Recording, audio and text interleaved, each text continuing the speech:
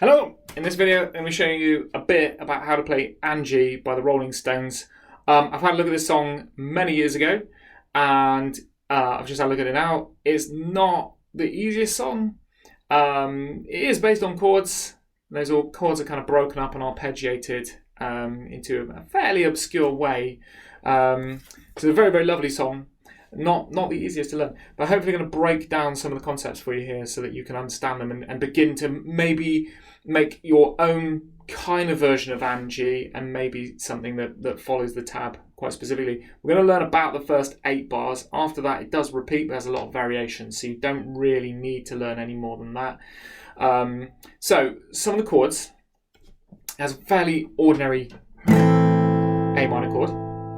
It has quite a weird E7 chord. If you're kind of used to playing that E7 chord, you can kind of play like a broken up version of that chord, with a really weird fingering and an extra finger that I'm going to take you through in a minute. It has a G sus4, a G, an F sus4, and an F. Just do like a little bit of a close-up of those chords. So those will be taken from a partial bar chord. So if you had a G bar chord and you just went to a partial bar chord, you're probably very familiar with an F, so a 4-string F like that. So you take that, that's frets 5, 4, 3, 3. Don't forget just to pause and rewind if any of this is a little quick. You add your little finger onto fret 5 of the G, and then off. So G sus4, G, exactly the same thing, fret 1. So you've got frets 3, 2, 1, 1, so an F, add the little finger, F sus4, an F. It then has a different version of an F chord. In the tab it says it's a type of C chord. I think of this as more like an F, and it's basically from the A string, fret 3, an open G, and then the first finger flat on the first fret of the B and the top E. So, and that again is kind of like a broken down, weird way of playing the F chords. If you had an F bar chord and you took away your middle finger and you made your first finger go down there, you'd end up with that. You're going to see these in the tab. Anyway, I think a really common mistake or way that people are misled by reading tab is that it just kind of shows you the numbers of the notes, and it doesn't really show you very, very clearly like what the chord concept is, what the chord family is, what the chord progression is, how you would strum it. Even though on a lot of things like a songster tab, it does have the chords written above. It's just not as easy to kind of process like that. So if I just screen share this onto here.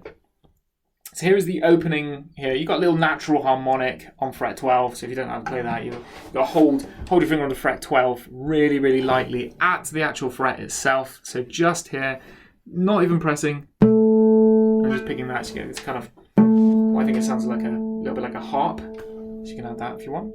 So a little detail. And then you've got this first bar, which is an A minor chord, but it also has an extra note added here, which will turn it into an A minor 7. For this bar, I would just strum an A minor. Maybe add that little finger. 2, 3, 4 on that third beat. 1, 2, 3, 4, and just kind of breaking up that chord. So you kind of hit the bottom, the top. Or you don't even have to bother with that little finger. Just strum it normally. 1, 2. So you've got that. Of course, if you're a little stuck with the rhythm, which you should be able to hear on this video, great thing about Songster is you can just press play, can't you? And just to check. Share sound. There we go. Just don't get too wrapped up in the specifics of that one. It's a bit tricky like that to exactly emulate exactly what somebody else did, and you will have a very, very good version by just kind of doing that concept of just strumming. Right, next bar. This is a really weird E7 chord. So what you're going to do here is you're going to use finger 4 for this one, finger 2 for this one. So you'll be holding those two notes together, and then when it goes to that 4th fret on the E, you're going to add your third finger, okay? So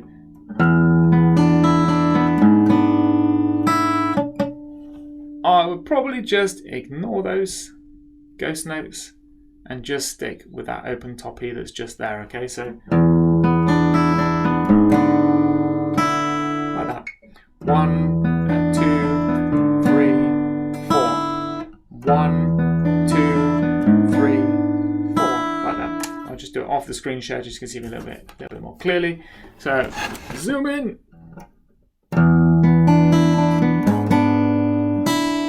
Like that. That's probably going to be one of your trickier parts to doing this. Next bar, this is where you have the G sus4 and the F sus4 and F as well. So you're going to hold that G sus4 chord.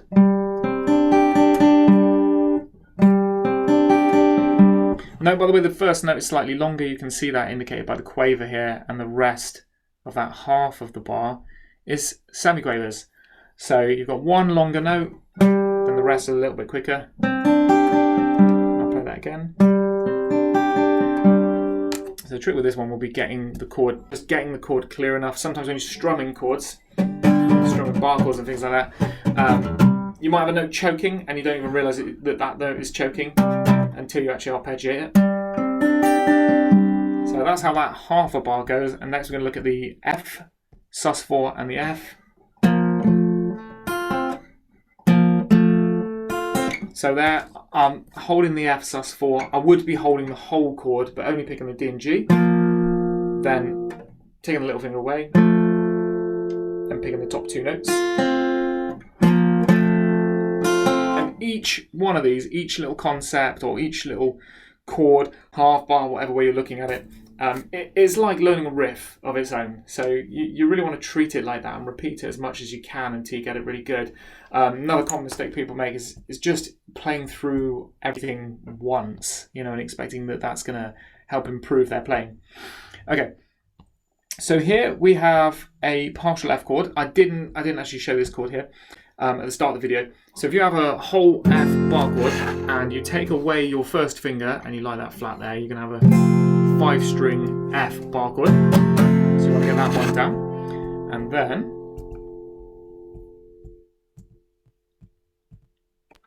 you're going to pick some of the notes separately. So you're going to go from the D string, like that. So it's D, G, top E, then A and D. Then you're going to remove your middle finger so that you get this open G string here. Again, it takes quite a bit of finger strength, this.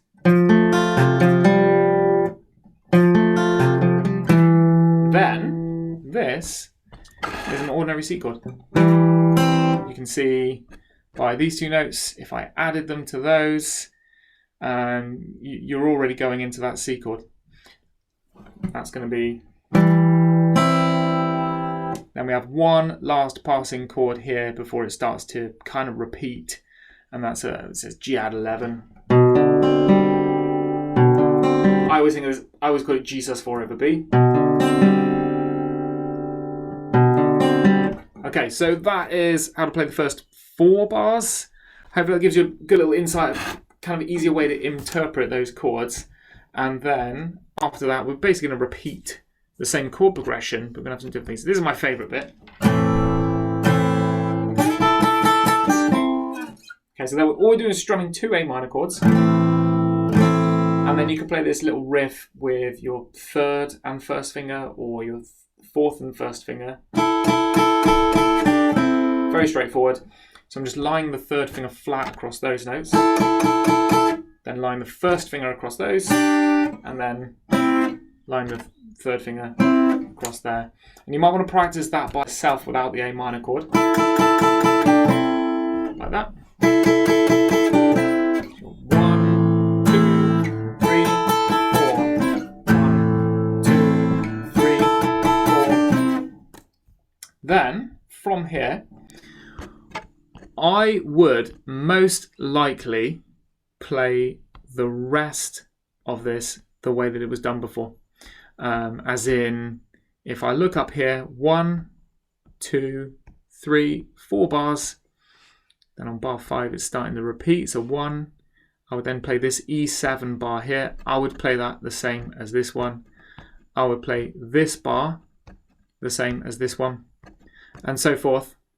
so that you actually only really learn 5 bars. The reason why I would do that is because the first 4 bars are quite a lot of work, and in that 5th bar, that little riff, that's really fun and really, really distinctive. So you should end up with something a little bit like this.